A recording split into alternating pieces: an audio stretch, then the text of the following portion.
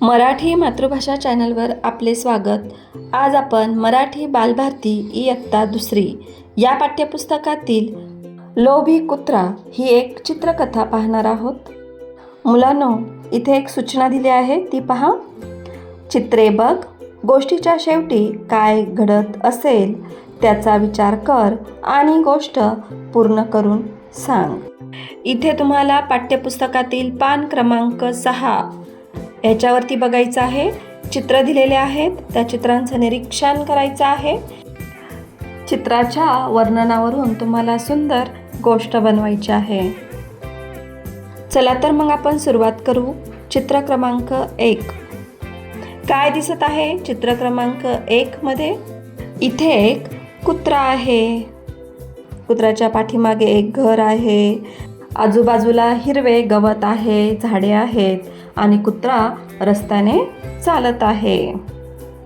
चित्र क्रमांक 2 यामध्ये चालता चालता कुत्र्याला एक भाकरीचा तुकडा सापडला आहे।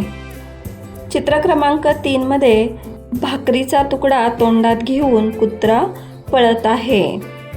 पुढील चित्र पाहूयात। चित्र क्रमांक 4 यामध्ये कुत्रा भाकरीचा तुकडा तोंडात धरून नदीच्या पुलावर आलेला आहे आणि नदी पार करत आहे। चित्र क्रमांक 5 यामध्ये नदी पार करत असताना कुत्र्याचं लक्ष नदीतील पाण्यात जाते आणि कुत्रा पाण्यात पाहतो आहे। पाण्यामध्ये कुत्र्याला स्वतःचंच प्रतिबिंब दिसत आहे।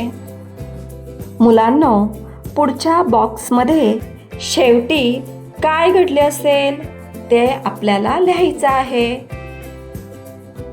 तर गोष्टीचं नाव काय आहे? गोष्टीचं नाव आहे लोभी कुत्रा।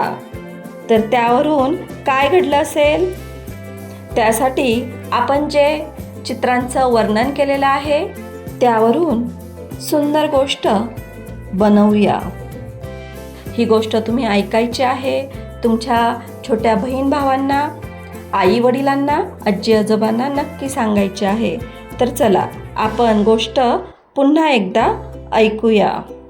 एकदा एक कुत्रा रस्त्याने चालला होता। चालता चालता त्याला रस्त्यावर एक भाकरीचा तुकडा सापडला।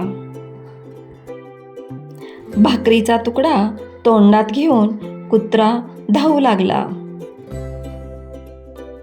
धावता धावता कुत्रा एका नदीच्या पुलावर येऊन थांबला। पुलाखाली खूप पाणी होते। कुत्र्याचे लक्ष नदीतल्या पाण्यात गेले। त्या पाण्यामध्ये त्याला अजून एक कुत्रा दिसला आणि त्या कुत्र्याच्या तोंडामध्ये सुद्धा एक भाकरीचा तुकडा होता। ते पाहून कुत्र्याला वाटलं की ह्याच्या जवळची सुद्धा भाकरी मी हिसकावून घेतली तर मला ती सुद्धा भाकरी खायला मिळेल। असा विचार करून कुत्रा पाण्यातील कुत्र्यावर भुंकू लागला। कुत्र्याने भुंकण्यासाठी तोंड उघडताच त्याच्या तोंडातील भाकरीचा तुकडा पाण्यात पडला। नंतर कुत्र्याच्या लक्षात आलं तो दुसरा कुत्रा नसून त्याचंच प्रतिबिंब त्याला पाण्यात दिसत होतं। त्याला खूप पश्चाताप झाला। त्याच्या लोभीपणामुळे कुत्रा भाकरीचा तुकडा गमावून बसला होता। आता कुत्र्याजवळ काहीही खाण्यासाठी शिल्लक राहिले नव्हते। गोष्टीचे तात्पर्य: अति लोभ करू नये। मुलांनो, ही गोष्ट तुम्हाला नक्कीच आवडली असेल।